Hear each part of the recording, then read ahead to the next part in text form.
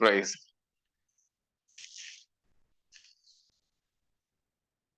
കണ്ടാലും ലോകാവസാനത്തോളം എല്ലാ നാളും നമ്മളോട് കൂടെ വാഗ്ദത്തപ്രകാരം ഇരിക്കുന്ന നമ്മുടെ കർത്താവിന്റെ നാമം ഇന്ന് രാത്രിയിൽ വാഴ്ത്തപ്പെടട്ടെ. അവിടെ ഇവിടെയായി നമ്മെ കൺമണി പോലെ കാക്കുന്ന ദൈവത്തിന്റെ കരുണയ്ക്കായി, തൻ്റെ കരതലങ്ങളിൽ നമ്മെ വഹിക്കുന്ന അവന്റെ ഭുജമാഹാത്മ്യത്തിനായി ഞാൻ കർത്താവിനെ സ്തുതിക്കുന്നു, സ്തോത്രം ചെയ്യുന്നു. ഉത്തരദിക്കിനെ ശൂന്യത്തിന്മേൽ തൂക്കുന്ന, ഭൂമിയെ നാസ്തിത്വത്തിന്മേൽ വച്ചിരിക്കുന്ന സർവശക്തിയുള്ള ദൈവത്തിന് ക്രിസ്തുവേശു മുഖാന്തരം ഇന്ന് രാത്രിയിലും മഹത്വവും പുകഴ്ചയും ധനവും മാനവും എല്ലാം എല്ലാം ഉണ്ടാകട്ടെ. നമ്മുടെ പാപങ്ങൾക്ക് പരിഹാരമായി ഒരിക്കലായി തന്നെത്താൻ എല്ലാവർക്കും വേണ്ടി ഏൽപ്പിച്ചു കൊടുത്ത, എന്നേക്കുമുള്ള വീണ്ടെടുപ്പിനെ നമുക്ക് വേണ്ടി സാധിപ്പിച്ച നമ്മുടെ കർത്താവും രക്ഷിതാവുമായ യേശുക്രിസ്തുവിന്റെ നാമത്തിലുള്ള സ്നേഹ വന്ദനങ്ങളെയും എല്ലാവർക്കും അറിയിക്കുന്നു. സ്തോത്രം. ഈ ആഴ്ചയുടെ അവസാനത്തെ സന്ധിയിൽ നമുക്ക് ഒരുമിച്ച് ദൈവപാദങ്ങളിലായിരിക്കാൻ ദൈവാവസരങ്ങളെ നൽകുന്നല്ലോ. കർത്താവ് നമ്മെ സഹായിക്കുമാറാകട്ടെ.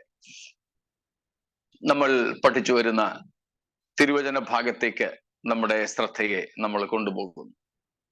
വെളിപ്പാട് പുസ്തകം 3-ാം അധ്യായത്തിന്റെ 1 മുതൽ 6 വരെയുള്ള വാക്യങ്ങളെ ആസ്പദീകരിച്ചുകൊണ്ട് സർദീസിലെ സഭയ്ക്ക് യേശുക്രിസ്തു എഴുതിയ കത്താണ് നമ്മൾ പഠിക്കുന്നത്. സ്തോത്രം. യെരൂശലേമിൽ ഒരു ഓഡിറ്റോറിയത്തിൽ, മാളിക മുറിയിൽ ഏകദേശം 120 പേരെ കൊണ്ട് തുടങ്ങിയ നസറായ സംഘം അത് വളർന്ന് വളർന്ന് വളർന്ന് പുതിയ നിയമത്തിന്റെ താളുകളിൽ തന്നെ നാം നോക്കിയാൽ ഏതാണ്ട് 21-ലധികം സ്ഥലങ്ങളിൽ വ്യാപരിച്ചിരുന്നതായി നമുക്ക് കാണാം. അതിൽ ഒരു സ്ഥലമായിരുന്നു സാർദീസ്. അപ്പോസ്തലപ്രവൃത്തികൾ 2-ാമത്തെ അധ്യായത്തിൽ നാം കാണുന്നു, സഭയുടെ തുടക്കം യെരൂശലേമിലായിരുന്നു. മർക്കോസിന്റെ മാളിക മുറി, സെഹിയോൻ മാളിക മുറി എന്നൊക്കെ നമ്മൾ അതിനെ വിളിക്കുന്നു. ഇന്നത്തെ ഭാഷയിൽ പറഞ്ഞാൽ ഒരു കൊച്ച് ഓഡിറ്റോറിയം, 120 പേർക്ക് ഇരിക്കാവുന്ന ഒരു ഓഡിറ്റോറിയം, ഒരു ഹാള്, അവിടെ തുടങ്ങിയതാ. So the first church was Jerusalem church. യെരൂശലേം സഭ അല്ലെങ്കിൽ യെരൂശലേമിലെ സഭയായിരുന്നു ആദ്യത്തെ. അവിടെ നിന്ന് പടർന്ന് പടർന്ന് പടർന്ന് വേദപുസ്തകത്തിന്റെ താളുകളിൽ തന്നെ ഏകദേശം 21ഓളം സ്ഥലങ്ങളിൽ സഭകൾ സ്ഥാപിതമായതായി നമുക്ക് കാണാം. അതിൽ ഏറ്റവും ഒടുവിൽ രേഖപ്പെടുത്തിയിരിക്കുന്ന സ്ഥലം സഭയാണ് ലവോദിക്കിയ സഭ. വെളിപ്പാട് 3-ാമത്തെ അധ്യായത്തിൽ നമുക്കറിയാം. അപ്പോൾ സഭകളുടെ ഒരു ചരിത്രം വേദപുസ്തകത്തിന്റെ താളുകളിൽ നിന്നും നമുക്കെടുത്താൽ അപ്പോസ്തലപ്രവൃത്തികൾ 2-ാം അധ്യായത്തിൽ നിന്ന് തുടങ്ങി വെളിപ്പാട് പുസ്തകം 3-ാം അധ്യായം വരെ വന്നു നിൽക്കും. 3-ാം അധ്യായത്തിന് ശേഷം സഭയെ പിന്നെ നമ്മൾ കാണുന്നത് നേരെ 19-ാം അധ്യായത്തിലാണ്. വെളിപ്പാട് 19-ലാണ്. 4 മുതൽ 18 വരെയുള്ള അധ്യായങ്ങളിൽ വെളിപ്പാട് പുസ്തകത്തിൽ സഭ ഇല്ല. സഭ എന്ന പദം തന്നെ ഇല്ല. അതുകൊണ്ട് തന്നെയാണ്, അതും ഒരു കാരണമാണ് സഭ മഹാപീഡനത്തിലൂടെ പോവുകയില്ല എന്ന് പറയുന്നത്.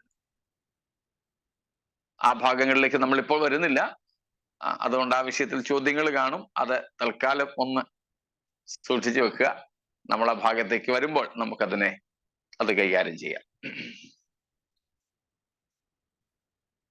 പറഞ്ഞു വന്നതിന്റെ സാരം, സെഹിയോൻ മാളിക മുറിയിൽ അല്ലെങ്കിൽ യെരുശലേമിലെ യേശുക്രിസ്തു ശിഷ്യന്മാരുമായി പെസഹ ആചരിച്ച ആ സ്ഥലത്ത് നിന്ന് തുടങ്ങിയ 120 പേരുടെ ഒരു ചെറിയ സംഘമാണ്. ആയുധങ്ങളില്ലാതെ, രക്തച്ചൊരിച്ചിലുകളില്ലാതെ, യുദ്ധങ്ങളില്ലാതെ, യുദ്ധതന്ത്രങ്ങളില്ലാതെ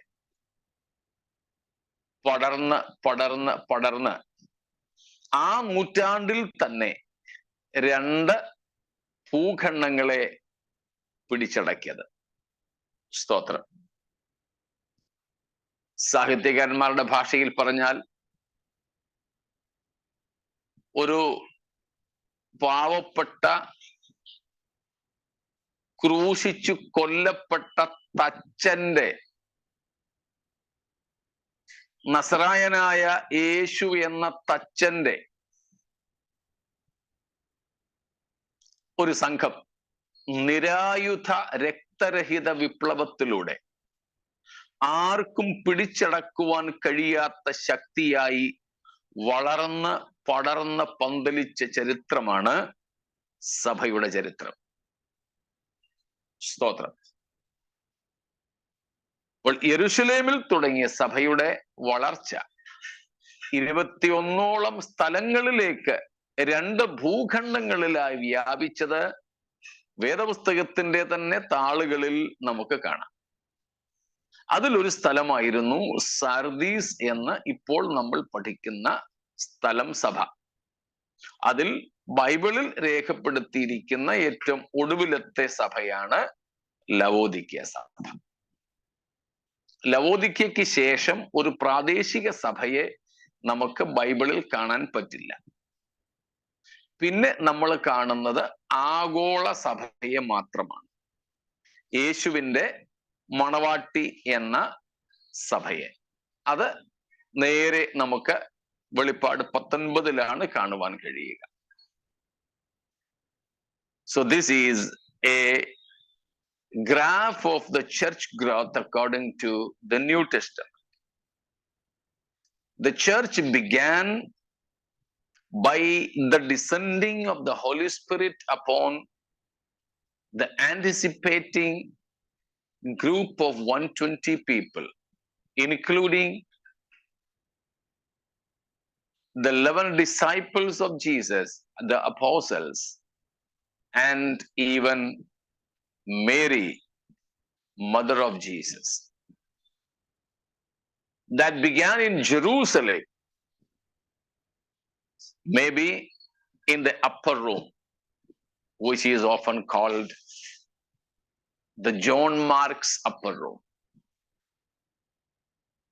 But that began to spread and grow at least to 21 places, or almost about 21 places are mentioned or named where the local churches were planted according to the New Testament, beginning from Acts 2 to Revelation 3. The first church was at Jerusalem, and the last one mentioned in the Bible is Laodicea. After Laodicea in Revelation 3, we don't see the local church anymore. But directly in chapter 19, we see the bride of Christ, the universal church, the Catholic Church. Not Roman Catholic Church, okay. കാതോലിക സഭ. അപ്പോൾ വെളിപ്പാട് 3-ാം അധ്യായത്തിന് ശേഷം നമുക്ക് പ്രാദേശിക സഭകളെ കാണാൻ പറ്റില്ല. കാതോലിക സഭ അഥവാ ആഗോള സഭ, സാർവത്രിക സഭ, അത് 19-ാം അധ്യായത്തിലാണ്. യേശുക്രിസ്തു എന്ന മണവാളന് വേണ്ടി ഒരുക്കപ്പെട്ടിരിക്കുന്ന, തന്നെത്താൻ അലങ്കരിച്ചിരിക്കുന്ന ഒരു മണവാട്ടിയെ പോലെ സഭയെ നമുക്ക് അവിടെ കാണാം. അപ്പൊ അതിനിടയിലാണ് സർദീസ് എന്ന ആ പുരാതന നഗരത്തിൽ ഒരു പ്രാദേശിക സഭ സ്ഥാപിക്കപ്പെട്ടിരുന്നതും ആ സഭയെപ്പറ്റി യേശു കർത്താവ് ചില സന്ദേശങ്ങൾ പറയുന്നത്. അതാണ് നമ്മുടെ പ്രതിപാദനം. ഇന്നലെ വരെ നമ്മൾ പഠിച്ചതിൽ എന്തെങ്കിലും വിശദീകരണങ്ങൾ ആവശ്യമായിട്ടുണ്ടെങ്കിൽ ചോദിച്ചാട്ടെ, ഇല്ലെങ്കിൽ നമുക്ക് മുൻപോട്ട് സർദീസിലെ സഭയുടെ യഥാർത്ഥ അവസ്ഥയെക്കുറിച്ച് നമുക്കൊന്ന് ചിന്തിക്കാം. The status of the church.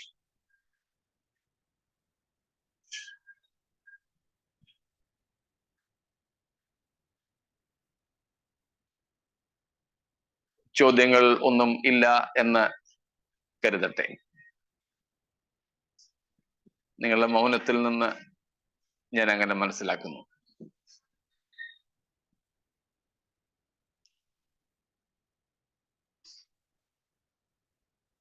എങ്കിൽ നമുക്ക്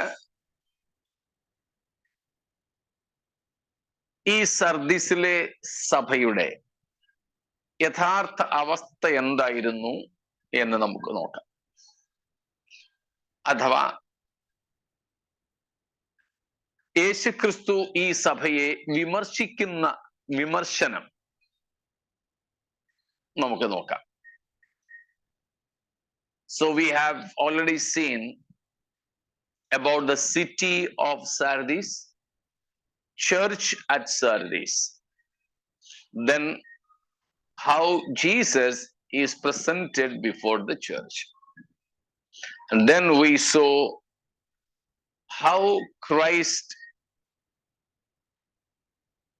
congratulates the church, or the positive things Christ was appreciating them with. And now we will go to how Christ condemns the church, the condemnation, the negative things, the negative report Christ is bringing forth. നമ്മൾ 4 കാര്യങ്ങൾ ഇതിനോടകം ചിന്തിച്ചു. സർദീസിലെ പട്ടണം, സർദീസിലെ സഭ, സർദീസിലെ സഭയ്ക്ക് ക്രിസ്തു തന്നെത്താൻ എങ്ങനെയാണ് വെളിപ്പെടുത്തിയത്, സർദീസിലെ സഭയെ യേശു കർത്താവ് അഭിനന്ദിക്കുന്ന വിഷയങ്ങൾ എന്തൊക്കെയാണ്. ഈ 4 കാര്യങ്ങൾ നമ്മൾ ചിന്തിച്ചു. ഇനി 5-ാമത്തേതിലേക്ക് പ്രവേശിക്കുന്നു. യേശു ക്രിസ്തു സർദീസിലെ സഭയെ വിമർശിച്ചത്, അവരെ ശാസിച്ചത്, അവരുടെ പോരായ്മകൾ എടുത്തു പറഞ്ഞത് എന്തൊക്കെയാണ്. ഒന്നും കൂടെ നമുക്ക് 1-2 വാക്യങ്ങൾ വായിക്കാമല്ലോ. Verses 1 and 2, please. സർദീസിലെ സഭയുടെ ദൂതന് എഴുതുക. ദൈവത്തിന്റെ 7 ആത്മാവും 7 നക്ഷത്രവും ഉള്ളവൻ അരുളി ചെയ്യുന്നത്, ഞാൻ നിന്റെ പ്രവൃത്തി അറിയുന്നു. ജീവനുള്ളവൻ എന്ന് നിനക്ക് പേരുണ്ട്, എങ്കിലും നീ മരിച്ചവനാകുന്നു. ഉണർന്നുകൊള്ളുക, ചാവാറായ ശേഷിപ്പുകളെ ശക്തീകരിക്കുക. ഞാൻ നിന്റെ പ്രവൃത്തി എന്റെ ദൈവത്തിന്റെ സന്നിധിയിൽ പൂർണ്ണത ഉള്ളതായി കണ്ടില്ല. സ്തോത്രം. കർത്താവ് അവരെ ശാസിക്കുന്ന ചില വിഷയം. അടുത്ത വാക്യം കൂടെ വായിച്ചോളൂ. ആകയാൽ നീ പ്രാപിക്കുകയും കേൾക്കുകയും ചെയ്തത് എങ്ങനെയെന്ന് ഓർത്ത് അത് കാത്തുകൊള്ളുകയും മാനസാന്തരപ്പെടുകയും ചെയ്യുക. നീ ഉണരാതിരുന്നാൽ ഞാൻ കള്ളനെ പോലെ വരും. ഏത് നാഴികയ്ക്ക് നിന്റെ മേൽ വരും എന്ന് നീ അറിയുകയും ഇല്ല. സ്തോത്രം.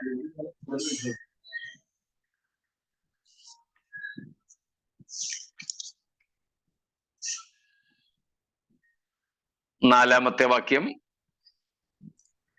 എങ്കിലും ഉടുപ്പ് മലിനമാകാത്ത കുറെ പേർ സർദീസിൽ നിനക്കുണ്ട്. സ്തോത്രം. ഈ 1 മുതൽ 4 വരെയുള്ള വാക്യങ്ങളിൽ നിന്ന് സർദീസിലെ സഭയുടെ യഥാർത്ഥ അവസ്ഥയെപ്പറ്റി നമുക്ക് മനസ്സിലാക്കാം. the true status of the church at Sardis. അത് തന്നെയാണ് യേശു കർത്താവിന്റെ വിമർശനങ്ങൾ. വിമർശനങ്ങളെന്നോ ശാസനയെന്നോ പറയുന്നതിനേക്കാൾ അവരുടെ യഥാർത്ഥ അവസ്ഥകളെ ചൂണ്ടിക്കാട്ടുക എന്നുള്ളതാണ് അവിടെ. Revealing to themselves, just showing the mirror, that's all. കണ്ണാടി മുമ്പിൽ പിടിച്ചു കൊടുക്കുക. ദർപ്പണം, കണ്ണാടി എന്ന് പറഞ്ഞാൽ ദർപ്പണം, കണ്ണിൽ വെക്കുന്ന കണ്ണടയല്ല, മുഖം നോക്കുന്ന ദർപ്പണം, mirror. Just showing the mirror before the church. ചില സമയത്ത് നമ്മൾ പറയാറില്ലേ, ഒന്ന് കണ്ണാടിക്കകത്തൊന്ന് നോക്കിക്കേ. എന്താ? അപ്പോഴേ ചോദിക്കും, എന്താ വല്ല അഴുക്കിരിപ്പുണ്ടോ? അത് നോക്കന്നേ.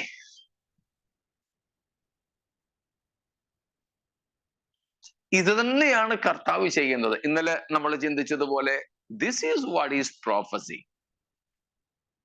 ഇതാണ് പ്രവചനം. സ്തോത്രം. നമ്മുടെ മുമ്പിൽ ദൈവം തൻ്റെ ദർപ്പണം പിടിച്ചു തരുന്നു. അതിൽ നോക്കി നമുക്ക് നമ്മുടെ നിജ അവസ്ഥയെ മനസ്സിലാക്കാം. ദൈവവചന പ്രഘോഷണവും ബൈബിൾ ക്ലാസും പ്രവചനവും പ്രസംഗവും ഒക്കെ ഈ ദൗത്യമാണ് നിർവഹിക്കേണ്ടത്. It is just showing the mirror by which we can understand our true status before God. മനുഷ്യരുടെ മുമ്പിലല്ല, ദൈവം നമ്മെ കാണുന്നത് പോലെ നമുക്ക് കാണുവാനായിട്ട് സാധിക്കും. അതുകൊണ്ടാണല്ലോ തിരുവചനത്തെ ദർപ്പണത്തോട്, കണ്ണാടിയോട് ഉപമിക്കുന്നത്. യാക്കോബ് അപ്പോസ്തലൻ അങ്ങനെയാണല്ലോ പറയുന്നത്. അപ്പോൾ ദൈവവചനത്തിന്റെ വിവിധ അനാലജീസ്, ഉപമാനങ്ങളുണ്ട്, സാദൃശ്യങ്ങളുണ്ട്. അതിൽ ഒരു സാദൃശ്യമാണ് കണ്ണാടി, മുഖം നോക്കുന്ന കണ്ണാടി, ദർപ്പണം. യഥാർത്ഥത്തിൽ നാം ദൈവത്തിന്റെ വചനം വായിച്ചാൽ, പഠിച്ചാൽ, കേട്ടാൽ നമുക്ക് നമ്മെ തന്നെ അറിയാൻ, കാണുവാനായിട്ട് സാധിക്കും. ഇവിടെ യേശു കർത്താവ് 7 സഭകളോടും അത് തന്നെയാണ് ചെയ്യുന്നത്. നമ്മോടും അത് തന്നെയാണ് കർത്താവ് ചെയ്യുന്നത്. സ്തോത്രം. പക്ഷേ നമ്മളത് അംഗീകരിക്കാറില്ല എന്ന് മാത്രമേ ഉള്ളൂ. ഇവിടെ സഭയോട്, സർദീസിലെ സഭയുടെ മുമ്പിൽ കർത്താവ് കണ്ണാടി പിടിച്ചു കൊടുത്തു. അപ്പോൾ എന്തൊക്കെയാ പറഞ്ഞേക്കുന്നത്? സ്തോത്രം. 1-ാമത്തെ വാക്യത്തിൽ നമ്മൾ കാണുന്നു, ജീവനുള്ളവൻ എന്ന് നിനക്ക് പേരുണ്ട്, പക്ഷേ നീ മരിച്ചവനാകുന്നു. So that is the first status of the church at Sardis. You have a reputation of living, but you are dead. ജീവനുള്ളവൻ എന്ന് പേരുണ്ട്. അതായത് പേരിൽ മാത്രം ജീവൻ, അസലായി മരണം. It is a dead church. സർദീസിലെ സഭയെ നമുക്ക് ഒരു ചത്ത സഭ എന്ന് വിളിക്കാം. ആത്മീയ മരണം സംഭവിച്ച സഭ. But it has a reputation of a church that is hive of energy. ചിലപ്പോൾ ഇന്നത്തെ നമ്മുടെ ഭാഷയിലൊക്കെ പറയുകയാണെങ്കിൽ എ വൈബ്രന്റ് ചർച്ച്. ഇതങ്ങനെയൊക്കെയാണല്ലോ പറയുന്നത്. വൈബ്രന്റ് ചർച്ച്, ലൈവ് വർഷിപ്പ്, ഇന്നത്തെ ചർച്ചിന്റെ ഒക്കെ അഡ്വർടൈസ്മെന്റ് അങ്ങനെയാ കൊടുക്കുന്നത്. വാംത്ത് ഓഫ് ഫെലോഷിപ്പ്, എവിടെ തിരിഞ്ഞു പോലും നോക്കത്തില്ലായിരിക്കും. ആരൊക്കെ വന്നു വന്നില്ലെന്ന് പോലും നോക്കത്തില്ലായിരിക്കും. കഴിഞ്ഞ ദിവസം എന്നെ വളരെ എന്താണ് പറയുന്നത്, ചിന്തിപ്പിച്ച ഒരു സല്യൂട്ട് കൊടുക്കാൻ തോന്നിയ ഒരു സംഭവം. നമ്മുടെ കൂട്ടത്തിലെ തന്നെ ദുബൈയിൽ നിന്ന് ജിൻസി എനിക്ക് അയച്ചു തന്നൊരു വീഡിയോ ആണ്. ഇന്ത്യയിലെ ഏറ്റവും വലിയ സഭയെക്കുറിച്ചുള്ള, നിങ്ങൾക്കറിയാമായിരിക്കും, ഏതാണ്ട് 3 ലക്ഷത്തിലധികം ആണെന്ന് തോന്നുന്നു, അതോ 30 ലക്ഷമാണോ ഓർക്കുന്നില്ല, അധികം മെമ്പേഴ്സ് ഉള്ള ഒരു ചർച്ച്. CNBCയുടെ ഒരു റിപ്പോർട്ടാ 3 ലക്ഷം ആൾക്കാരുടെ. അതെ അതെ, സതീഷ് കുമാറിന്റെ. അതെ അതെ, ഹൈദരാബാദ്, സെക്കൻഡറാബാദ്, ഹൈദരാബാദിലുള്ള ഒരു ചർച്ച്. അതില് അവിടുത്തെ എല്ലാ മെമ്പേഴ്സിനും നിങ്ങളൊക്കെ കോർപ്പറേറ്റ് ഓഫീസുകളിൽ പോകുമ്പോൾ ചെയ്യുന്നത് പോലെ അറ്റൻഡൻസ് ഇടാൻ വേണ്ടിയിട്ട് കാർഡ് സ്വൈപ്പ് ചെയ്യണം.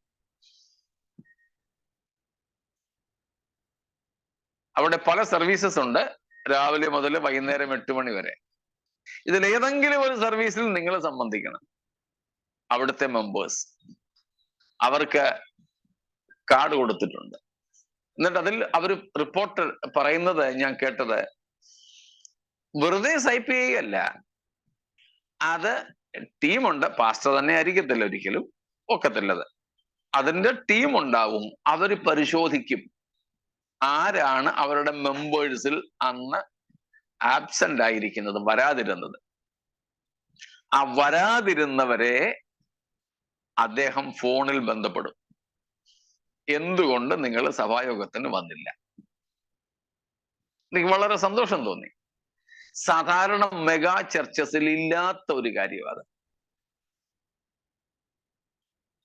മെഗാ ചർച്ചസിൽ ഇല്ലാത്ത ഒരു കാര്യം. ഇന്ന് പല സഭകളിലും ആൾക്കാർ ചെന്നില്ലെങ്കിൽ ആരും ചോദിക്കത്ത് പോലുമില്ല. എന്നാലും അഡ്വർടൈസ്മെന്റ്, പരസ്യം എന്തായിരിക്കും? ഭയങ്കര കൂട്ടായ്മയുടെ ഊഷ്മളത്വം നിലനിൽക്കുന്ന ഒരു സഭ എന്ന. ഒരു കൂട്ടായ്മയില്ല, ആരും തിരിഞ്ഞു നോക്കത്തില്ല. സ്തോത്രം. അപ്പോൾ ഇവിടെ സഭയ്ക്ക് ഒരു പേരുണ്ട്, ഒരു പരസ്യമുണ്ട്. അവര് തന്നെ പരസ്യം കൊടുത്തിരിക്കുന്നതാ, ജീവനുള്ള സഭ. പക്ഷേ കർത്താവിന്റെ റിപ്പോർട്ട് മരിച്ച സഭ. ഇതാണ് ആദ്യത്തെ ചർച്ചിന്റെ അവസ്ഥ. സ്തോത്രം. Has A reputation, but reputation of living or a live church, but it is dead. സ്തോത്രം. രണ്ടാമത്തെ സംഗതി സഭകളെ കുറിച്ച്, ഈ സഭയെ കുറിച്ച് പറയുന്നത്, സ്തോത്രം, രണ്ടാമത്തെ വാക്യത്തിലുണ്ട്, imperfect deeds. ഞാൻ നിന്റെ പ്രവർത്തികളെ എന്റെ ദൈവത്തിന്റെ മുമ്പിൽ പൂർണ്ണതയുള്ളതായി കണ്ടില്ല. അപൂർണമായ പ്രവർത്തികൾ, imperfect deeds. Imperfect here, it is unapprovable, unattestable by God. ദൈവത്തിന് സ്വീകാര്യം അല്ലാത്ത പ്രവർത്തികൾ. എന്തൊക്കെയോ അവർ ചെയ്യുന്നുണ്ട്. സ്തോത്രം. അവരെന്തൊക്കെയോ ചെയ്യുന്നുണ്ട്. പക്ഷേ ദൈവത്തിന് അംഗീകരിപ്പാൻ ഒക്കാത്ത, തിരുമുമ്പാകെ സ്വീകാര്യത ലഭിക്കാത്തതായ പ്രവർത്തികളാണ്. They do something. They are engaged in some sort of works of God. അത് വെച്ചുകൊണ്ടാ കർത്താവ് പറയുന്നത്, ഞാൻ നിന്റെ പ്രവൃത്തി അറിയുന്നു എന്ന് 1-ാമത്തെ വാക്യത്തിൽ. That's why Christ said, I know your works, your deeds. സ്തോത്രം.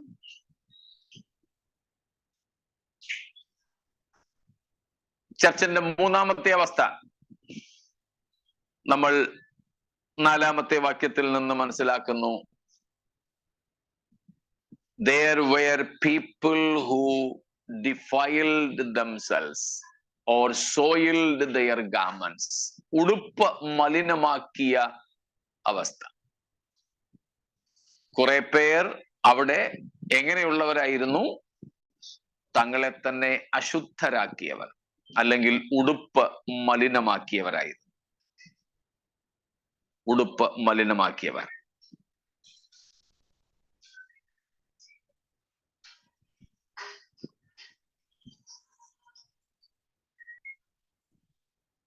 സ്തോത്രം.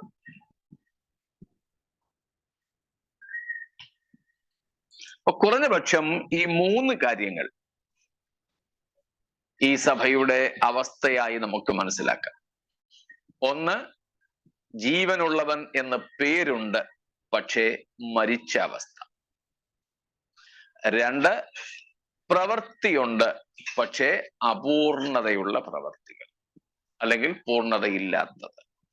3, ഉടുപ്പുണ്ട്, പക്ഷെ അഴുക്ക് പിടിച്ച ഉടുപ്പ, മലിനമായതാ. ചിലപ്പം നമ്മള് എവിടെയെങ്കിലും പോയി, ചിലപ്പം മാർക്കറ്റിൽ പോയിട്ട് വരിക, തുണിയൊക്കെ അഴുക്കായിട്ടിരിക്കും. അല്ലെങ്കിൽ ചിലപ്പോൾ നമ്മളൊരു ദൂര യാത്ര കഴിഞ്ഞിട്ട് വരിക, പ്രത്യേകിച്ച് ഒരു പബ്ലിക് ട്രാൻസ്പോർട്ടിൽ, ട്രെയിനിലോ ബസ്സിലോ ഈവൻ ഫ്ലൈറ്റിൽ പോലുമോ ഒരു ദീർഘദൂര യാത്ര കഴിഞ്ഞിട്ട് വരികയാണെങ്കിൽ ആ വസ്ത്രവുമായി നമുക്ക് ചില പ്രത്യേക ഇടങ്ങളിൽ പോകാൻ പറ്റില്ല. ഇനി നമ്മുടെ വീട്ടിലേക്ക് തന്നെ ആ വസ്ത്രവുമായി നമ്മൾ വരികയാണ്, വീട്ടിൽ നമ്മുടെ കുഞ്ഞുങ്ങൾ പോലും നമ്മുടെ അടുക്കലേക്ക് ഓടി വന്നാൽ നമ്മൾ പറയും, നിൽക്ക, തുണിയൊക്കെ മാറട്ടെ. വസ്ത്രമുണ്ട്, പക്ഷേ മാന്യമായിട്ടുള്ളതല്ല, അഴുക്ക് പിടിച്ചിരിക്കുക, പലതരത്തിലാകാം. ഈ 3 അവസ്ഥകളായിരുന്നു പ്രധാനമായും സർദീസിലെ സഭയുടെ സ്ഥിതി. മരിച്ചത് എന്ന് പറഞ്ഞപ്പോ തന്നെ ബാക്കി എല്ലാം അതിനകത്ത് വന്നു കഴിഞ്ഞു. ജീവനില്ലാത്തത് എന്നതിൽ തന്നെ ബാക്കിയുള്ളതെല്ലാം അതിൽ വന്നു കഴിഞ്ഞു. ജീവനില്ലാത്ത സഭ. സ്തോത്രം. A spiritually dead church, but still it survives. ചർച്ചിന്റെ ഒരു പുരോഗമനം എന്ന് പറയാൻ പറ്റില്ല, പക്ഷേ ഒരു ഇവൻച്വൽ പ്രോസസ്, ക്രമാനുഗതമായ സഭയുടെ ഒരു അവസ്ഥ കണ്ടോ? എഫേസോസിൽ സ്നേഹം ഇല്ലാതെയായി പോയി.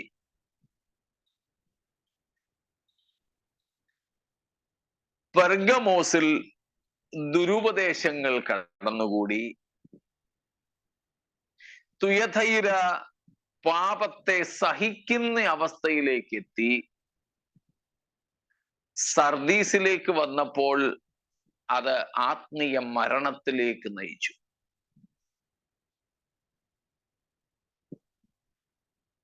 ലവോദിക്കയിലേക്ക് വരുമ്പോൾ അത് പൂർണ്ണമാവുകയാണ് ക്രിസ്തുരഹിത അവസ്ഥയിലൂടെ. ഒരു പോസിറ്റീവായ സംഗതിയും പറയാനില്ലാത്ത സഭയായിരുന്നു ലവോദിക്ക. ഈ 7 സഭകളിലെ 5 സഭകളിൽ നിന്ന് നമുക്ക് മനസ്സിലാക്കാൻ കഴിയുന്ന ഒരു ക്രമാനുഗതമായ സഭയിൽ വരുന്ന അവസ്ഥ മനസ്സിലായോ? ആദ്യം സ്നേഹമാണ് നഷ്ടപ്പെടുന്നത്, കർത്താവിനോടുള്ള ഊഷ്മളത. അത് നിമിത്തം തെറ്റായ ഉപദേശങ്ങൾ സഭയിലേക്ക് കടന്നു വരും. സ്തോത്രം.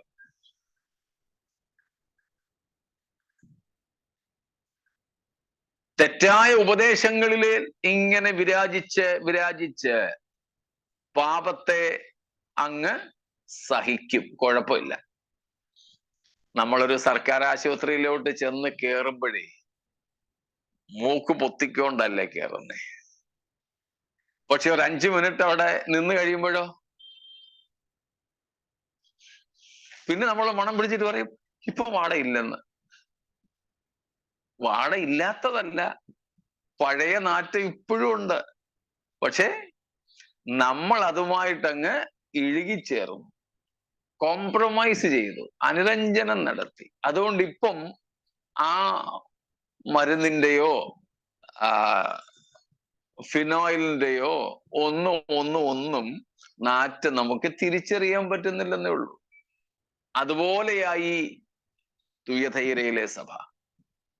ഇപ്പൊ സ്നേഹം നഷ്ടപ്പെട്ട് ദുരുപദേശത്തിന് വഴിവെച്ച് പാപത്തെ സഹിച്ചുകൊള്ളുന്ന, പാപത്തോടുള്ള അസഹിഷ്ണുത നഷ്ടപ്പെട്ട സഭ. 4-മതായി നാം കാണുന്നത് മരണത്തിലേക്ക് വഴുതി വീഴുന്നത്, ആത്മീയ മരണത്തിലേക്ക്.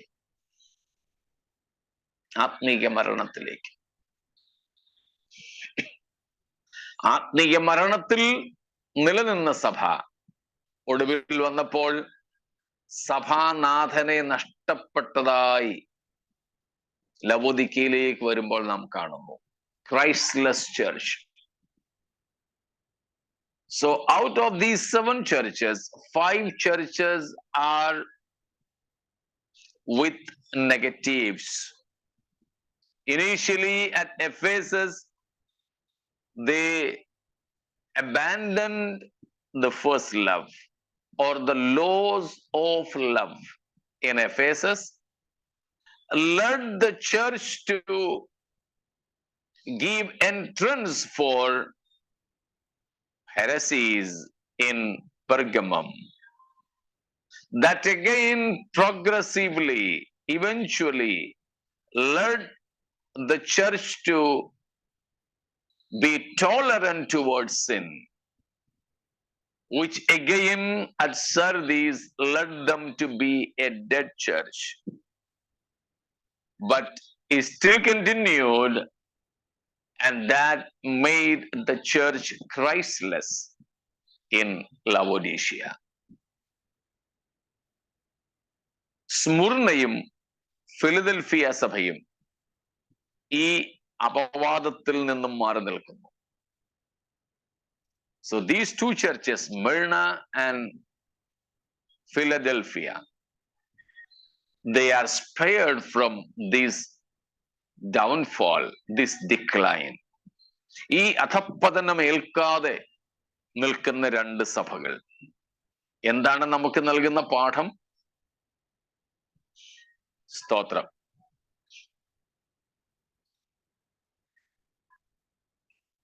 വലമിടമായിരങ്ങൾ വലിയവർ വീണാലും വലയമായി നിന്നെ വല്ലഭൻ കാത്തിടുമേ എന്നൊക്കെ നമ്മൾ പാടും. കൊറോണക്കാലത്ത് ഒത്തിരി പാടിക്കാണും അത്. 91 സങ്കീർത്തനം വെച്ചുകൊണ്ട്. ഇതുപോലെ അത് ഭൗതിക ജീവിതത്തെ സംബന്ധിച്ചാണ് നമ്മൾ പാടുകയും ഒക്കെ ചെയ്തുകൊണ്ടിരിക്കുന്നത്. എന്നാൽ ഈ 5 സഭകൾ ഈ പറഞ്ഞതുപോലെയുള്ള അധപ്പതനത്തിന്റെ പാതയിലൂടെ സഞ്ചരിക്കുമ്പോഴും ആ പാതയിൽ, ആ ചക്രവാതത്തിൽ പെടാതെ മാറി നിൽക്കാൻ സ്മുർണയ്ക്കും ഫിലദൽഫിയയ്ക്കും കഴിഞ്ഞതുപോലെ നമ്മുടെ ജീവിതത്തിലും സംഭവിക്കണം. സ്തോത്രം. പാപം ഏൽക്കാതെ ഭൂരിപക്ഷത്താൽ സ്വാധീനിക്കപ്പെടാതെ മാറി നിൽക്കുവാൻ എനിക്കും നിങ്ങൾക്കും സാധിക്കണം. മുമ്പും നമ്മൾ പഠിച്ചിട്ടുള്ളതുപോലെ യേശുക്രിസ്തു പറഞ്ഞു, സ്വർഗരാജ്യം എന്തിനോട് സമമാണ്? ഒരു സ്ത്രീ കുറേയേറെ ആട്ടയ്ക്കകത്ത്, കുറേയേറെ മാവിനകത്തേക്ക് എടുത്തിട്ട ഈസ്റ്റ് പോലെയാ, പുളിപ്പ് പോലെയാ. പുളിച്ച മാവിനോട് സദൃശം. ആ പുളിച്ച മാവ് ഇച്ചിരിയേ ഉള്ളൂ, പുളിക്കാത്ത മാവ് ഒത്തിരിയുണ്ട്. പക്ഷേ ആ പുളിച്ച മാവ് പുളിയില്ലാത്ത ഭൂരിപക്ഷം മാവിനെ മുഴുവനും തന്റെ സ്വഭാവത്തിലേക്ക് മാറ്റി. ഭൂരിപക്ഷത്താൽ സ്വാധീനിക്കപ്പെടാത്ത ആ പുളിപ്പ് പോലെ ഇവിടെ സ്മുർണയും ഫിലദൽഫിയായും നമുക്ക് വെല്ലുവിളിയായി നിൽക്കുന്നു, മാതൃകയായി നിൽക്കുന്നു. അവയെ പോലെ നാം സ്വാധീനിക്കപ്പെടാതെ മാറി നിന്നില്ലെങ്കിൽ, ലോകത്താൽ, പാപത്താൽ, അധപ്പതനത്താൽ സ്വാധീനിക്കപ്പെടാതെ മാറി നിന്നില്ലെങ്കിൽ, മറ്റ് 5 സഭകളെ പോലെ നാം നിപതിച്ചുകൊണ്ടേയിരിക്കും, വീണുകൊണ്ടേയിരിക്കും. മനസ്സിലാവുന്നുണ്ടല്ലോ? സ്തോത്രം. അപ്പോൾ സർദീസിലേക്ക് വന്നപ്പോഴേക്കും സഭ ചത്തു, സഭ മരിച്ചു.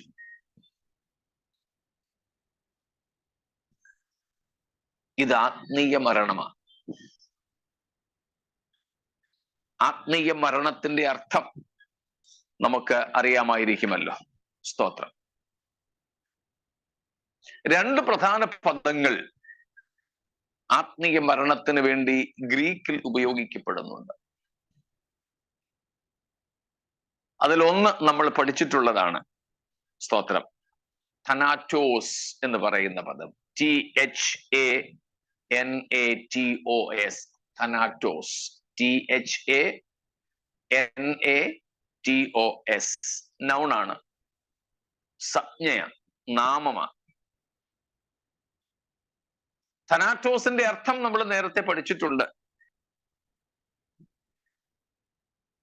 thanatos, it's not cessation of existence. അസ്തിത്വത്തിന്റെ അവസാനമല്ല. മരണമെന്ന് പറയുന്നത് അസ്തിത്വത്തിന്റെ അവസാനമല്ല, ആസ്തികതയുടെ അന്ത്യമല്ല. Death, thanatos, doesn't mean ceasing to be existed or existing. So cessation of existence, it is not the meaning of death. പിന്നെന്താണ് മരണം എന്ന് പറയുന്നത്? പ്രത്യേകിച്ച് ആത്മീയ മരണം എന്ന് പറയുന്നത് എന്താണ്? Conscious existence in separation from God, the source of life. Conscious existence in separation from God, the source of life. എന്താണ് മരണം? അസ്തിത്വത്തിന്റെ അവസാനമല്ലെങ്കിൽ പിന്നെ എന്താ ഇത്? പ്രത്യേകിച്ച് ആത്മീയ മരണം എന്ന് പറയുന്നത്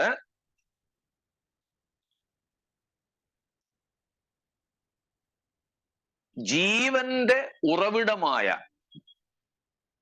വേണമെങ്കിൽ നിത്യജീവന്റെ ഉറവിടം എന്ന് പറയാം, നിത്യജീവന്റെ ഉറവിടമായ ദൈവത്തിൽ നിന്ന് അല്ലെങ്കിൽ ദൈവീയ കൂട്ടായ്മയിൽ നിന്ന് അകന്ന് ഉള്ളതും ബോധപൂർവമായും ഉള്ള നിലനിൽപ്പിന്റെ അവസ്ഥയാണത്.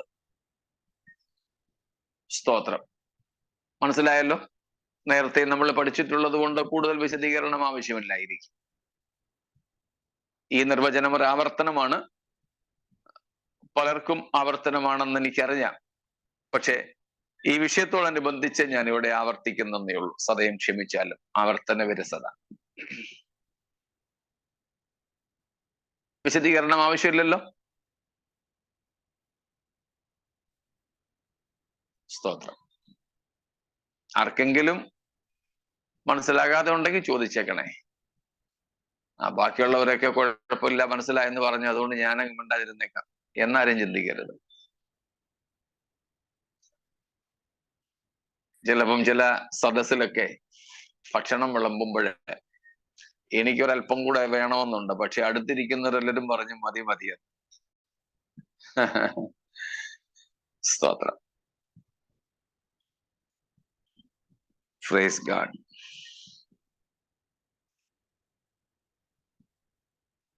Simply speaking, death is a separation. മരണം എന്ന് പറഞ്ഞാൽ, സ്തോത്രം, മരണത്തിന്റെ ഏറ്റവും ലളിതമായ നിർവചനം, ഏറ്റവും സരളമായ അർത്ഥം സെപ്പറേഷൻ എന്നാണ്, വേർപാടെന്നാണ്. അങ്ങനെയാണെങ്കിൽ ജീവൻ എന്ന് പറഞ്ഞാലോ അതിന് നേരെ വിപരീതം,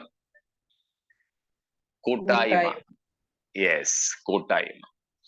ചേർന്നിരിക്കുന്നതിനെ ജീവനെന്നും വേർപെടുന്നതിനെ മരണമെന്നും വിളിക്കുന്നു.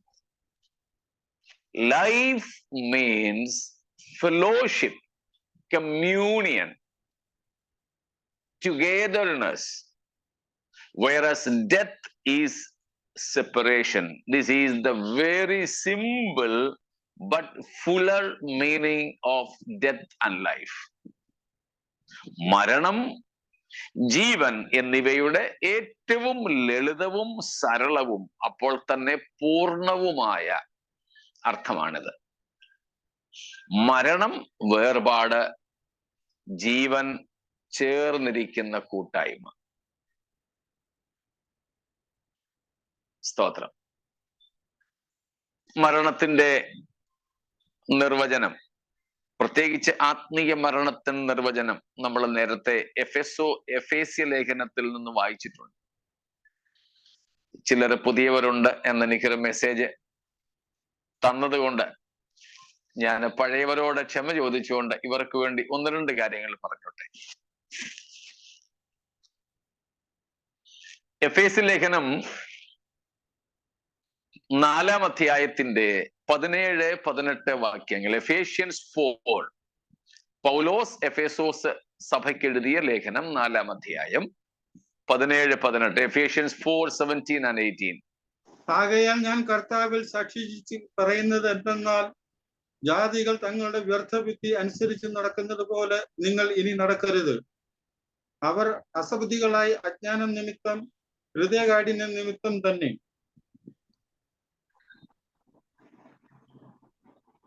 തീർന്നോ? യെസ്, 18, 17, 18. വായിച്ചോ അടുത്തതും കൂടെ. ദൈവത്തിന്റെ ജീവനിൽ നിന്ന് അകന്ന് മനം തഴമ്പിച്ചു പോയവരാകയാൽ അത്യാഗ്രഹത്തോടെ സകല അശുദ്ധിയും പ്രവർത്തിപ്പാൻ ദുഷ്കാമത്തിന് തങ്ങളെ തന്നെ ഏൽപ്പിച്ചിരിക്കുന്നു. 17 തുടങ്ങിയ വാചകം 19 ചെന്ന് അവസാനിക്കുന്നത്. ഒത്തിരി കാര്യങ്ങൾ പൗലോസ് പറയുന്നുണ്ട്. ഞാൻ പണ്ടും പറഞ്ഞിട്ടുണ്ടല്ലോ, പൗലോസ് ഭയങ്കര തീഷ്ണതയിൽ ഇങ്ങോട്ട് കയറിയാൽ പിന്നെ നമ്മുടെ സാധാരണ ഭാഷയിൽ പറഞ്ഞ ബെല്ലും ബ്രേക്കും ഒന്നും ഇല്ല. അതുകൊണ്ട് എന്തെങ്കിലുമൊക്കെ പറയാൻ തുടങ്ങിയാൽ ഫുൾ സ്റ്റോപ്പ് ഒന്നും കാണത്തില്ല അദ്ദേഹത്തിന്. എഫേസ്യ ലേഖനം 1-ാം അധ്യായം 3 തൊട്ട് 14 വരെയുള്ള വാക്യങ്ങൾ നമ്മൾ നേരത്തെ പഠിച്ചിട്ടുണ്ട്. ഒരൊറ്റ സെന്റൻസാ, ഗ്രീക്കിൽ ഒറ്റ സെന്റൻസ്. അതുപോലെയാണ് ഇവിടെയും പൗലോസിന്റെ പല പ്രയോഗങ്ങളും നമുക്ക് മനസ്സിലാക്കാൻ, അതുകൊണ്ട് അതിനെ മുറിച്ചു മുറിച്ച് പഠിച്ചെങ്കിലേ പറ്റൂ. നമുക്കിവിടെ ഇപ്പോൾ നമ്മൾ വായിച്ച എഫേസ്യർ 4:17, 18, 19 വാക്യങ്ങളിൽ നിന്ന് മനസ്സിലാക്കാനായിട്ടുള്ളത് ആത്മീയ മരണത്തിന് പൗലോസ് കൊടുത്തിരിക്കുന്ന നിർവചനമാണ്. നമ്മളിപ്പോൾ പറഞ്ഞ പദവുമായി ബന്ധപ്പെട്ട് 18 അവസാനം 19 തുടക്കം കണ്ടോ, ജാതികൾ ദൈവത്തിന്റെ ജീവനിൽ നിന്നും അകന്ന്. So what is death? ദൈവത്തിന്റെ ജീവനിൽ നിന്നും അകന്ന് കഴിയുന്ന അവസ്ഥ. The state of surviving, existing, being separated from God's life. ദൈവത്തിന്റെ ജീവനിൽ നിന്ന് അകന്ന് കഴിയുന്ന അവസ്ഥയ്ക്ക് പറയുന്ന പേരാണ് മരണം, വിശേഷാൽ ആത്മീയ മരണം. മരണം എത്രയുണ്ടെന്ന് നമ്മൾ പഠിച്ചിട്ടുണ്ട്, ഓർമ്മ കാണുമല്ലോ.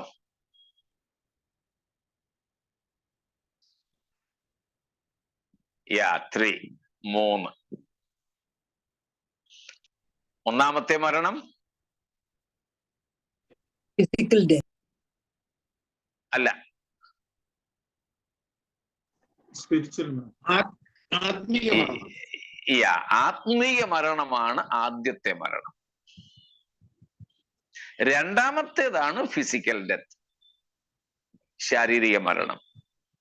മൂന്നാമത്തേത് ഇറ്റേണൽ ഡെത്ത്, നിത്യമരണം. ആത്മീയ മരണം ഒരു വ്യക്തി ജീവിച്ചിരിക്കെ തന്നെ സംഭവിക്കുന്നതാണ്. അതുകൊണ്ടാണ് അത് ആദ്യത്തെ മരണമാകുന്നത്. ജീവൻ നേരെ തിരിച്ച. ജീവൻ, ആദ്യത്തെ ജീവൻ ശാരീരിക ജീവനാണ്, രണ്ടാമത്തെ ജീവൻ ആത്മീയ ജീവനാണ്, മൂന്നാമത്തേത് രണ്ടാമത്തേതിനോടൊപ്പം നിൽക്കുന്നതാണ് നിത്യജീവൻ. അതിന് നേരെ വിപരീതം ഇവിടെ മരണം, പക്ഷെ ആദ്യത്തേത് ആത്മീയ മരണം, ശാരീരിക മരണം, നിത്യമരണം. Spiritual death happens while the person is still alive. He may be so genius. He may be so strong in every aspect. എല്ലാ നിലകളിലും ഒരു വ്യക്തി പൂർണ്ണ ആരോഗ്യവാനും ബുദ്ധിമാനും ജ്ഞാനിയും വിവേകിയും ഒക്കെ ആയിരിക്കും. ഭയങ്കര അധികാരവും ശക്തിയും ധനവും മാനവും മഹിമയും ഒക്കെ ഉള്ള വ്യക്തിയാകാം. പക്ഷേ ജീവിച്ചിരിക്കെ തന്നെ ദൈവത്തോട്, നിത്യജീവന്റെ സ്രോതസ്സായ ദൈവത്തോട് ബന്ധമില്ലാതെ അകന്നിരിക്കുന്ന അവസ്ഥ, അകന്ന് ജീവിക്കുന്ന അവസ്ഥ, അതാണ് ആത്മീയ മരണം. ഇവിടെ സർദീസിലെ സഭയ്ക്ക് അതാണ് സംഭവിച്ചത്. സ്തോത്രം. പാസ്റ്റർ, ഞാൻ സംശയം ചോദിച്ചോട്ടെ? ചോദിച്ചാൽ അതായത് റോമാലേഖനം 6-ാം അധ്യായത്തിൽ പറയുന്ന മരണം ഏത് കൂട്ടത്തിൽ പെടും? വരുന്നുണ്ട്, അങ്ങോട്ട് വരുന്നുണ്ട്. Thank you. സ്തോത്രം. അപ്പോൾ ദൈവത്തിൽ നിന്ന് മനുഷ്യൻ അകന്നിരിക്കുന്നു, ദൈവത്തോട് ബന്ധമില്ലാതിരിക്കുന്നു. ഇത് ആത്മീയ മരണം. ശാരീരിക മരണമോ ശാരീരിക ജീവനോ, ആത്മാവും പ്രാണനും ദേഹവും ഒരുമിച്ച് ചേർന്നിരിക്കുമ്പോൾ ശാരീരികമായിട്ട് നമ്മൾ ജീവനുള്ളവരാണ്. ഇവ തമ്മിൽ വേർപെടുന്നതിനെയാണ് ശാരീരിക മരണം എന്ന് പറയുന്നത്. വിശേഷിച്ച് ആത്മാവും ദേഹിയും കൂടെ ദേഹത്തെ വിട്ടുപോകുന്നതിനെയാണ് ശാരീരിക മരണം എന്ന് പറയുന്നത്. Physical death is separation of human spirit and soul from human body. While all these three are joined together, a person is alive physically. But when human spirit and soul get separated from human body, medically he is declared dead. ഇത് മൂന്നും, ആത്മാവും പ്രാണനും ദേഹവും, ആത്മാവും ദേഹിയും ദേഹവും, ദേഹിയെന്നോ പ്രാണനെന്നോ ഒക്കെ ഇതിനെ വിളിക്കാം. ഇത് മൂന്നും കൂടെ ഒരുമിച്ചിരിക്കുമ്പോൾ ഒരു വ്യക്തി ജീവനോടിരിക്കുന്നു, എന്നാൽ ആത്മാവും പ്രാണനും ദേഹത്തെ വിട്ടുപോകുമ്പോൾ വൈദ്യശാസ്ത്രപ്രകാരം ആ വ്യക്തി മരിച്ചു എന്ന് പ്രഖ്യാപിക്കുന്നു. മനസ്സിലായല്ലോ? സ്തോത്രം. ഒടുവിലത്തേത് നിത്യജീവൻ എന്ന് പറഞ്ഞാൽ, നിത്യമരണം എന്ന് പറഞ്ഞാൽ, നിത്യജീവന്റെ ഉറവിടമായ ദൈവത്തോട് മരണത്തിന് അധീനനായ മനുഷ്യൻ എന്നേക്കുമായി വേർപെടാതെ ചേർന്നിരിക്കുന്ന അവസ്ഥയെ നിത്യജീവൻ എന്ന് വിളിക്കുന്നു. എന്നാൽ ജീവകാലത്ത്, ശാരീരിക ജീവകാലത്ത് ജീവന്റെ ഉറവിടമായ ദൈവത്തിൽ നിന്നും അകന്ന് ആത്മീയമായി മരിച്ച മനുഷ്യൻ ശാരീരിക മരണത്തിലൂടെ ചെന്നെത്തുന്ന ഏറ്റവും ദുഃഖകരമായ, ഏറ്റവും അപകടകരമായ അവസ്ഥയുടെ പേരാണ് നിത്യമരണം. എന്ന് പറഞ്ഞാൽ ആത്മീയ മരണത്തിനും നിത്യമരണത്തിനും തമ്മിൽ എന്താ വ്യത്യാസമുള്ളത്? What is the difference between spiritual death and eternal death?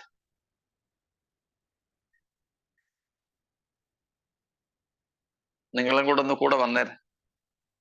You have a chance. With spiritual death, there is a chance to. Absolutely. ആത്മീയ മരണം നിത്യമരണവും തമ്മിൽ വ്യത്യാസപ്പെട്ടിരിക്കുന്നത് എങ്ങനെയെന്നാൽ, ആത്മീയമായി മരിച്ച ഒരുത്തൻ ശാരീരികമായി ജീവിച്ചിരിക്കുന്നുണ്ട്. അവൻ ശരീരത്തിൽ ജീവിച്ചിരിക്കുന്നിടത്തോളം കാലം അവന് ദൈവത്തോട് കൂട്ടായ്മ ആചരിക്കുവാനുള്ള സാധ്യതയുണ്ട്. ആത്മീയ ജീവൻ പ്രാപിക്കുവാനുള്ള സാധ്യതയുണ്ട്. എന്നാൽ നിത്യമരണം എന്ന് പറഞ്ഞാലോ,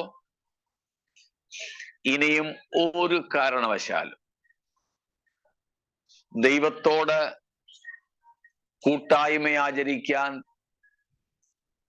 യാതൊരു സാധ്യതയുമില്ലാതെ എന്നേക്കുമായി നിത്യജീവന്റെ ഉറവിടമായ ദൈവത്തിൽ നിന്ന് മനുഷ്യന്റെ ആത്മാവ് മാത്രമല്ല, അവ സമ്പൂർണമായും മനുഷ്യൻ വേർപെടുന്ന അവസ്ഥയാണ്. പിന്നെന്തിന് സാധ്യതയില്ല? ദൈവത്തോട് ചേരാൻ, ദൈവത്തോടുള്ള കൂട്ടായ്മയ്ക്ക് പിന്നെ സാധ്യതയില്ല. ഇപ്പൊ മനസ്സിലായോ കാര്യങ്ങള്? സ്തോത്രം.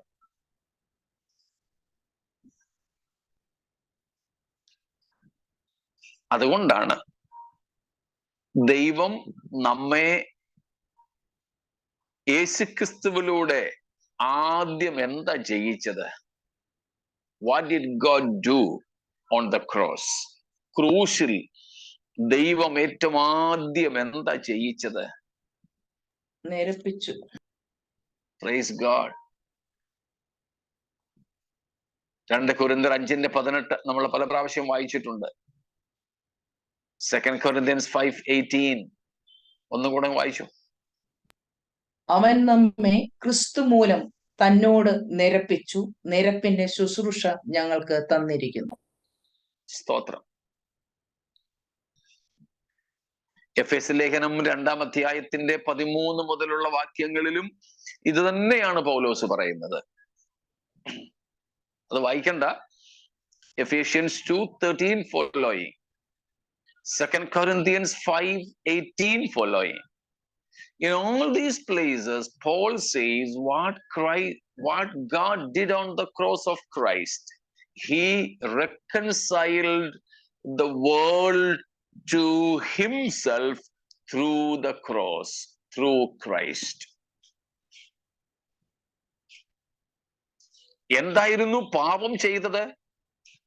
ദൈവത്തിൽ നിന്നും മനുഷ്യനെ അകറ്റി. ദൈവത്തിൽ നിന്നും മനുഷ്യൻ അകന്നു എന്ന് പറയുമ്പോൾ ഇപ്പോൾ നമ്മൾ പഠിച്ച ഭാഷ വെച്ച് മനുഷ്യൻ മരിച്ചു. അതാണ് അതിക്രമങ്ങളിലും പാപങ്ങളിലും നമ്മൾ മരിച്ചവരായിരുന്നു എന്ന് എഫേസ്യർ 2:1 പൗലോസ് പറയുന്നത്. So what does sin do?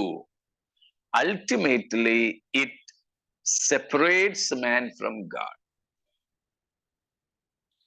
പാപം ആത്യന്തികമായും ചെയ്യുന്നത് ദൈവത്തിൽ നിന്നും മനുഷ്യനെ അകറ്റുക എന്നുള്ളതാണ്. അങ്ങനെ പാപം നിമിത്തം ദൈവത്തിൽ നിന്നും അകന്ന്, വെറുതെ അകന്നെന്ന് മാത്രമല്ല, ശത്രുക്കളായിട്ട് അകന്നു പോയവരായിരുന്നു.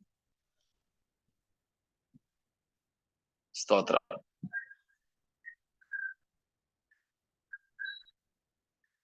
ഈ കഴിഞ്ഞിടയ്ക്കൊക്കെ ന്യൂസ് പേപ്പറിൽ ഞാൻ വായിച്ചൊരു കാര്യം, നമ്മുടെ ഇന്ത്യയിൽ തന്നെ ചില കപ്പിൾസ്, ചില ദമ്പതികൾ അവരെ ഡിവോഴ്സ് ചെയ്തു. പക്ഷെ ചില പ്രത്യേക സന്ദർഭങ്ങളിൽ അവർ ഒരുമിച്ച് കൂടാറുണ്ട്. എന്നിട്ട് പല ഡിവോഴ്സ് ചെയ്യുന്ന സെലിബ്രിറ്റീസും പറയുന്നതാണ്, we are divorced but we are still friends. Yeah, we will continue. We have come to an agreement. ഞങ്ങള് വിവാഹമോചനമൊക്കെ നേടിയെങ്കിലും ഞങ്ങൾ ഇപ്പോഴും നല്ല സുഹൃത്തുക്കളാണ്. അതുകൊണ്ട് ഞങ്ങൾ തമ്മിൽ കാണുന്നു, സംസാരിക്കുന്നു, ബിസിനസ്സിൽ ഞങ്ങൾ ഒരുമിച്ച് വീണ്ടും ഏർപ്പെടുന്നു, ഞങ്ങളുടെ മക്കളുടെ കാര്യങ്ങളിലൊക്കെ ഞങ്ങൾ ഒരുമിച്ച് പോകുന്നു, വരുന്നു. ഈ ഡിവോഴ്സ് അല്ലായിരുന്നു പാപം നിമിത്തം ദൈവത്തിൽ നിന്നും നമുക്കുണ്ടായത്. It was an enmity. ശത്രുത്വമായിരുന്നു. അങ്ങനെ നമ്മൾ വേർപിരിഞ്ഞു, ഒരിക്കലും അടുക്കാൻ കഴിയാത്തതോടെ. എന്നാൽ യേശുക്രിസ്തുവിന്റെ ക്രൂശിനെ, യേശുക്രിസ്തുവിനെ ദൈവത്തിനും മനുഷ്യർക്കും നടുവിലേക്ക് ഇറക്കി നിർത്തി ക്രിസ്തുവിലൂടെ ലോകത്തെ ദൈവം തന്നോട് നിരപ്പിച്ചു. അതുകൊണ്ടാണ് നാം കർത്താവിൽ വിശ്വസിക്കുന്ന ആ ദൈവം എന്ത് ചെയ്യുന്നു? നമ്മെ നീതീകരിച്ചിട്ട് ദൈവത്തോട് നിരപ്പിക്കുന്നു. റോമർ 5:1 പറയുന്നു. സ്തോത്രം. വിശ്വാസത്താൽ നീതീകരിക്കപ്പെട്ടിട്ട് നമ്മുടെ കർത്താവായ യേശു ക്രിസ്തു മൂലം നമുക്ക് ദൈവത്തോട് സമാധാനം ഉണ്ട്. Praise God. അവിടുത്തെ സമാധാനം എന്നതിന്റെ അർത്ഥം പീസ് ഇൻ റിലേഷൻഷിപ്പ് എന്നാണ്, മനസമാധാനമല്ല. സ്തോത്രം. അപ്പോൾ നാം യേശുവിൽ വിശ്വസിച്ചാൽ നമ്മെ ദൈവം നീതീകരിച്ച് നമുക്കും ദൈവത്തിനും തമ്മിൽ ഒരു സമാധാന ബന്ധം തരുന്നു. ഈ സമാധാന ബന്ധം എന്ന് പറയുമ്പോൾ ഇപ്പോൾ നമ്മൾ പഠിച്ചതനുസരിച്ച് എന്താ അത്? ജീവൻ. കാരണം നമ്മൾ ഡിസ്കണക്റ്റഡ് ആയിരുന്നു. സ്തോത്രം. നമ്മൾ ഡിസ്കണക്റ്റഡ് ആയിരുന്നു, ഒരു ബന്ധവും ഇല്ല, ചാർജ് മുഴുവനും പോയി, ചത്ത് കിടന്നിരുന്നു. നിരപ്പിലൂടെ ദൈവം നമ്മെ നിരപ്പിച്ചപ്പോൾ, സ്തോത്രം, എന്ത് ചെയ്തു? ജീവന്റെ ഉറവിടവുമായി നമ്മളെ ബന്ധപ്പെടുത്തി. അപ്പോൾ ഈ ക്രിസ്തുവിന്റെ ക്രൂശിലൂടെ ദൈവത്തിന്റെ ജീവൻ നമ്മിലേക്ക്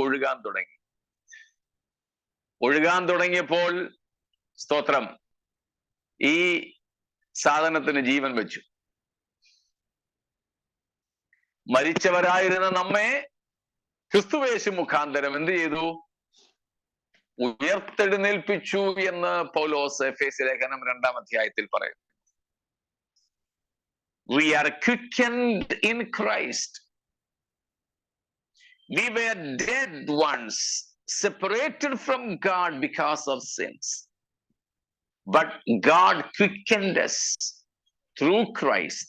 That means the life of God began to flow into us, and we became partakers in eternal life of God. സ്തോത്രം. അതിൽ നിലനിൽക്കുമ്പോൾ, ആ കൂട്ടായ്മയിൽ നിലനിൽക്കണമെന്ന് പറയുന്നതിന് അതാണ് കാരണം. ക്രിസ്തീയ ജീവിതത്തിൽ ഏറ്റവും പ്രധാനപ്പെട്ട വസ്തുതയാണ് ദൈവത്തോടുള്ള കൂട്ടായ്മ. പക്ഷെ നമ്മൾ അത്ര കണ്ട് ആ കൂട്ടായ്മ എന്നുള്ളതിന് പ്രാധാന്യം കൊടുക്കാറില്ല എന്നൊരു പരിതാപകരമായ അവസ്ഥയുണ്ട്. അപ്പോൾ ഇങ്ങനെ ദൈവത്തിൽ നിന്നും അകന്നു കഴിയുന്ന അവസ്ഥയാണ് മരണം. അതിന്റെ പരിഹാരം ക്രിസ്തുവിന്റെ ക്രൂശിലൂടെ ദൈവം വരുത്തി. നാം വിശ്വസിച്ച് പാപങ്ങളെ ഏറ്റുപറഞ്ഞ് മാനസാന്തരപ്പെട്ടാൽ നമുക്ക് ദൈവത്തോട് നിരപ്പുണ്ട്. നാം നിരന്നാൽ ദൈവത്തോട് നമുക്ക് കൂട്ടായ്മയുണ്ട്. ദൈവത്തിന്റെ ജീവൻ നമ്മിലേക്ക് അനുസ്യൂതം ഒഴുകും. നമ്മുടെ മരണം മാറും. നാം മരണത്തിൽ നിന്ന് ജീവനിലേക്ക് കടക്കും. Praise God. സ്തോത്രം. നാമും മരിച്ചവരായിരുന്നു, നമ്മെ ജീവിപ്പിച്ച ദൈവത്തിന് സ്തോത്രം. നാം ഇന്ന് അനുഭവിക്കുന്ന ആത്മീയ ജീവനായ ദൈവത്തിന് സ്തോത്രം. ഹല്ലേലൂയ. അതുകൊണ്ട് ഈ കർത്താവിനോടുള്ള കൂട്ടായ്മയിൽ നിന്ന് മാറരുത്. ക്രിസ്തുവിനോടുള്ള കൂട്ടായ്മയിൽ നമുക്ക് നിലനിൽക്കണം. എങ്കിൽ നാം സർദീസിലെ സഭയുടെ അവസ്ഥയിൽ നിന്ന് മാറും. നാം ജീവനുള്ളവരായി തീരും. സ്തോത്രം. ഇത്രയും വ്യക്തമാണോ? Praise God. സംശയങ്ങൾ ഇനിയും ഉണ്ടെങ്കിൽ കർത്താവിന്റെ വരവ് താമസിച്ചാൽ നമുക്ക് തിങ്കളാഴ്ച അതേപ്പറ്റി ചിന്തിക്കാം. സ്തോത്രം. ഇന്ന് സമയം ജന്മനാ പാപികളല്ലേ മാസ്റ്ററെ? ജനിക്കുമ്പോഴേ പാപികളില്ല, ആത്മീയ മരണത്തോടുകൂടിയല്ലേ നമ്മൾ ജനിക്കുന്നത്? ആന്നു. അതുകൊണ്ടാണ് സാധാരണ മനുഷ്യനെ വേദപുസ്തകം വിളിക്കുന്നത് സ്വാഭാവിക മനുഷ്യനെന്ന്, നാച്ചുറൽ മാൻ. അപ്പൊ സ്പിരിച്വൽ ഡെത്ത് നമ്മൾ ജീവിച്ചിരിക്കുമ്പോൾ നടക്കുന്നതല്ലല്ലോ, അതിന് മുമ്പേ നടക്കുന്നതല്ലേ? ജീവിച്ചിരിക്കുമ്പോഴാണ്. നമ്മൾ ഇല്ലാത്തപ്പോ പിന്നെ മരണം ഇവിടുന്ന വരുന്നേ, നമ്മൾ ഉള്ളപ്പോഴല്ലേ നാം ജനിച്ചത്. ജനിക്കുന്നേ. അതെ. അതുകൊണ്ട് സാധാരണമായിട്ട് ജീവിച്ചിരിക്കുന്ന സകല മനുഷ്യരും ആത്മീയമായി മരിച്ചവരാ. ഇത് ജീവകാലത്ത് സംഭവിക്കുന്ന കാര്യമാ. ജീവനില്ലാത്ത ഒരുവനെ സംബന്ധിച്ച് അതിന്റെ വിഷയം വരുന്നില്ല. അസ്തിത്വം ഇല്ലാത്ത ഒരുത്തനും അത് വിഷയമല്ല. പാപത്തിലാണ് ജനിച്ചത്.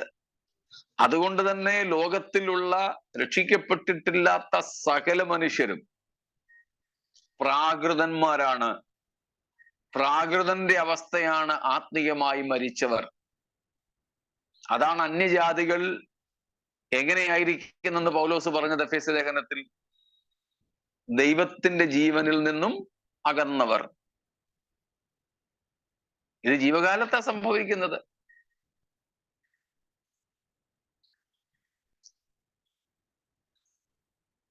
അപ്പോൾ സ്വാഭാവിക മനുഷ്യൻ, നാച്ചുറൽ മാൻ, അവൻ മരിച്ചവനാണ്. സ്വാഭാവിക മനുഷ്യന് ഉണർവല്ല ആവശ്യം, ഉയർത്തെഴുന്നേൽപ്പാണ് ആവശ്യം. അപ്പോൾ പാപത്തിൽ ജനിച്ച് പാപത്തിൽ ജീവിക്കുന്ന യാതൊരു മനുഷ്യന്റെയും അവസ്ഥ ഇത് തന്നെയാണ്. ഇത് മനുഷ്യൻ ജീവിച്ചിരിക്കുമ്പോഴാണ് ആത്മീയ മരണം എന്നൊരവസ്ഥ അവനിലുള്ളത്. അവൻ മരിക്കുമ്പോഴാണ് നിത്യമരണത്തിലേക്ക് അവൻ പ്രവേശിക്കുന്നത്. അവൻ മരിക്കുന്നത് വരെ അവന് ജീവനുള്ളിടത്തോളം, സുബോധമുള്ളിടത്തോളം നിത്യമരണത്തിലേക്ക് അവൻ എത്തുന്നില്ല. മാനസാന്തരപ്പെടുന്നില്ലയോ, യേശുവിൽ വിശ്വസിക്കുന്നില്ലയോ എങ്കിൽ അവൻ നിത്യമരണത്തിന് അധീനനായി തീരുന്നു. അവന്റെ ആത്മീയ മരണം നിത്യമരണത്തിലേക്ക് വഴിമാറിക്കൊടുക്കുന്നു. എന്നും ആരെങ്കിലും ഞങ്ങളെ കേൾക്കുന്നവർ